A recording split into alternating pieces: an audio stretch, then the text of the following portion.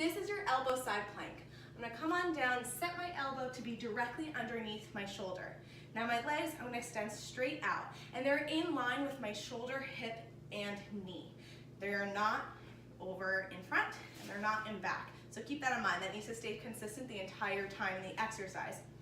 So what's going to happen is that you're going to pull your hips up off the ground, pressing into that elbow, making sure that your shoulder and your ear are far apart so you don't want to sink into the shoulder.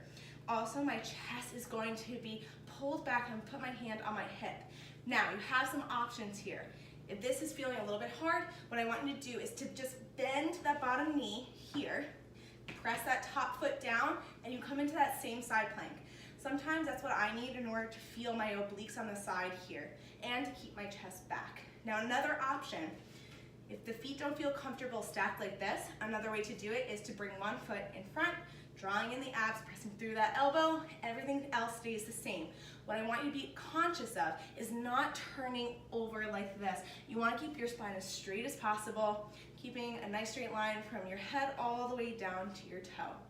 And that is your side plank.